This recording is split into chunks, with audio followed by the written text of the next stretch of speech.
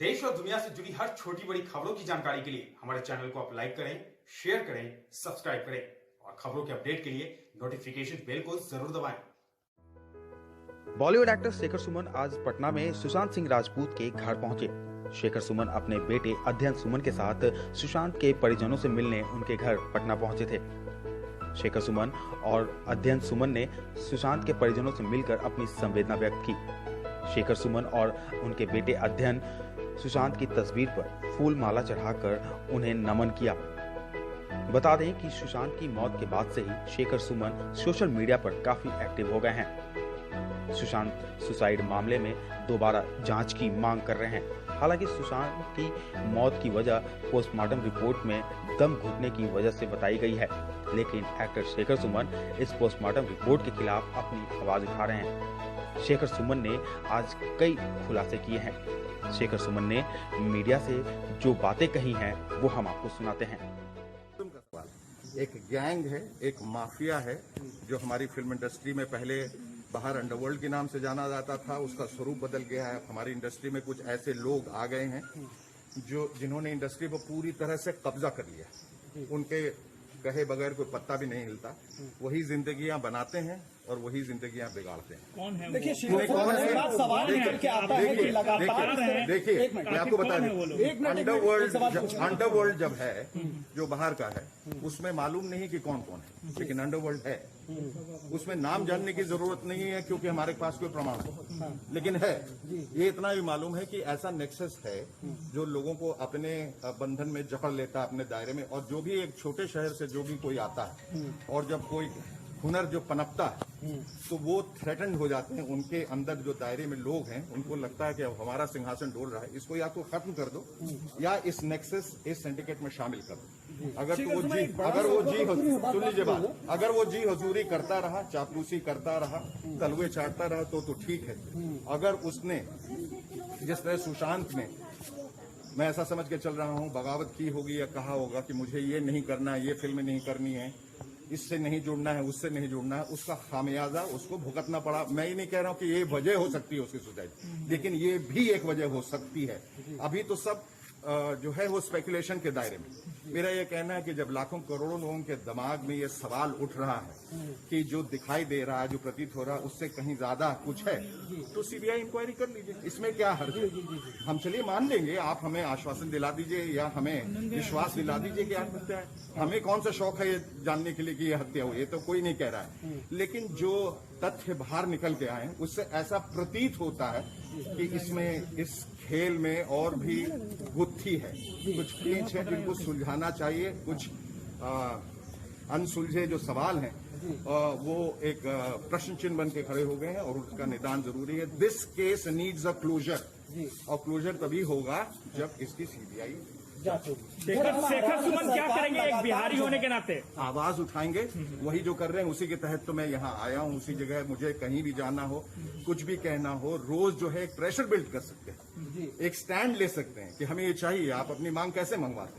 या तो आप आवाज उठाते हैं। नीतीश कुमार से भी मिलेंगे, मांग करेंगे? मैंने पूरी कोशिश की मैं उनसे मिल पाऊं।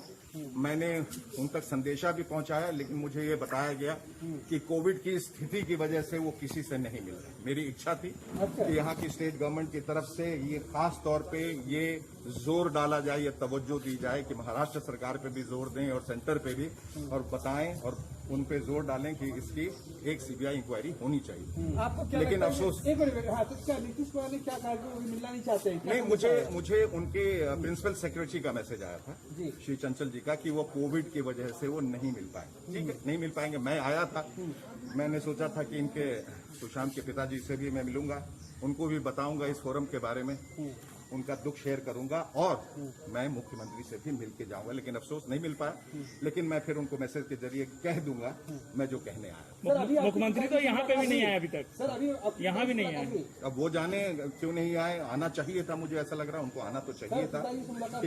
जी उन्हीं से तो मिलने आया, जी उन्हीं से तो मिलने आया। तो मैं उनसे कुछ कहने नहीं आया। सीएम नहीं आए, बिहार के सीएम है और बिहार का आना चाहिए था। बिहार के एक होनहार नौजवान के साथ ऐसी त्रासदी हुई है उनको आना चाहिए था, because I strongly feel he represented Bihar, the youth of Bihar. और बड़ी मुश्किल से, वो कहते हैं ना, बड़ी मुश्किल से इस तरह का हुनर वाला एक इंसान आता है, अपने बलबूते पर अपना एक मकाम तय करता है, ऊंचाइयां चढ़ता है, और इस तरह से ध्रुव तारा की तरह जो एक अवतरित हुआ आकाश में और फिर धूमिल हो गया और बुझ गया, आना चाहिए था, क्योंकि हम सब की ये नैतिक गलत है। किसी को हम दोषी नहीं मानते, सब अपने हिसाब से कहें। मुझे ऐसा लगा कि मुझे बोलना चाहिए, इस आवाज को उठाना चाहिए, मेरे साथ कोई आए ना आए, मुझे लगता है कि दिल बेचारा रिलीज होने वाला, क्या बड़े पर्दे पर होना चाहिए? जी, इनकी एक फिल्म दिल बेचारा रिलीज होने वाला है, क्या इसे बड़े पर्दे पर होना चाहिए? बड़े पर्दे पे तो तब रिलीज होगा जब ये कोविड का सिचुएशन खत्म होगा जी। और ये कब खत्म होगा किसी को नहीं मालूम, जब तक वैक्सीन नहीं निकल जाता कोई थिएटर में जाने वाला नहीं। तो अगर कोई जाएगा नहीं तो उस फिल्म का हश्र बुरा हो सकता है। कम से कम एक OTT प्लेटफॉर्म पे रिलीज होगा, कम से कम पूरी दुनिया जरूर देखेगी, और हम चाहेंगे कि पूरी दुनिया उनके इस आखिरी काम को देखे और सराहे फिर से। तो ये जो भी हो रहा है बहुत सोच विचार के किया जा रहा है। सर, एक आखिरी प्रश्न ये है कि क्या जो बिहार की जो बच्चे आगे वहाँ बनना चाहते हैं, कुछ करना चाहते हैं, क्या उनसे कुछ भेदभाव किया जाता है? आप बिल्कुल किया जाता है, बिल्कुल किया जाता है। ना सिर्फ बिहार के लोगों के, कहीं से भी छोटे राज्य से लोग आते हैं, उनको सबसे पहले दरकिनार करने की कोशिश की जाती है। उनको उनके सामने उनके मुंह पर दरवाजा बंद कर दिया जाता है, उनको वो चांस ही नहीं दिया जाता। वो मैंने कहा, वो जो सिंडिकेट है वो उनको चांस नहीं देता है, और अगर वो अपने आप से अगर बड़े हो जाते हैं तो फिर या तो उनको मिटाने की कोशिश, या उनको दबाने की कोशिश, या उनको अपने दायरे में लाने की कोशिश रहती है। तो मैं ये कहना चाहूंगा, जो भी वहां आना चाहता है पूरी दृढ़ता के साथ आए, पूरे मनोबल के साथ आए, और ये जान के आए कि ऐसा होता है और ऐसा होता रहेगा। लेकिन मुझे ऐसी उम्मीद है कि अगर हम इसी तरह से अपनी आवाज को बुलंद करें तो ये जो खौफ है, जैसे मी टू मूवमेंट के बाद अभी एक खौफ है, लोग कुछ करने या लड़कियों को मोलेस्ट या छेड़ने में, इनको एक्सप्लॉइट करने में डरते हैं, उसी तरह से इस खौफ की वजह से ये जो प्रताड़ना है, ये जो जिस तरह से टॉर्चर किया जाता है या टैलेंट को दरकिनार किया जाता है, वो कम हो जाएगा। सुशांत सिंह राजपूत की मौत के बाद से ही पटना स्थित सुशांत के घर पर बॉलीवुड के कई कलाकारों का तांता लगा हुआ है। रविवार को सुशांत के घर नाना पाटेकर पहुंचे। नाना पाटेकर सुशांत के घर पे उनके परिजनों से मिलकर अपनी शोक संवेदना व्यक्त की। वैसे नाना पाटेकर को बॉलीवुड ने भले ही हाशिए पर रहने को मजबूर कर दिया हो, मगर नाना जैसा एक्टर शायद ही बॉलीवुड में कोई हो। इंसान कैसे हैं पता नहीं, मगर भावुकता के पैमाने पर नाना का मुकाबला नहीं। रविवार को नाना पाटेकर सुशांत के घर पहुंचे, जहां उन्होंने सुशांत की तस्वीर पर फूल माला अर्पित कर उन्हें श्रद्धा सुमन अर्पित की। इधर सुशांत की मौत के बाद से ही कई कलाकार CBI जांच की मांग कर रहे हैं। बॉलीवुड की एक्ट्रेस रूपा गांगुली, जो महाभारत में द्रौपदी का किरदार निभा चुकी हैं, उन्होंने सुशांत की इंस्टाग्राम अकाउंट को लेकर कई गंभीर आरोप लगाए हैं। रूपा गांगुली ने क्या कुछ कहा है, हम आपको सुनाते हैं। नमस्कार।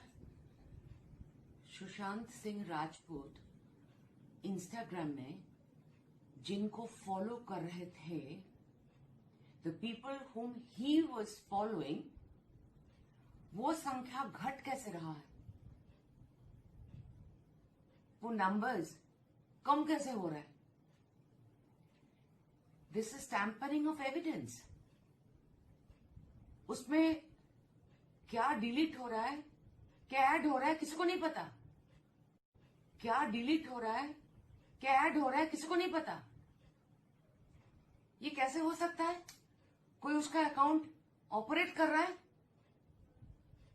पुलिस या कोई और? उसका इंस्टाग्राम अकाउंट ऑपरेट हो रहा है कैसे? मुझे पहले सुनने को मिला था, यकीन नहीं हुआ था। मैंने स्क्रीनशॉट्स जुगाड़े और स्क्रीनशॉट्स मैं खुद भी लिया। ये कैसे हो सकता है? ये CBI जांच कितने देर तक आएंगे? तो जब तक सारे एविडेंस खत्म हो जाएंगे उसके बाद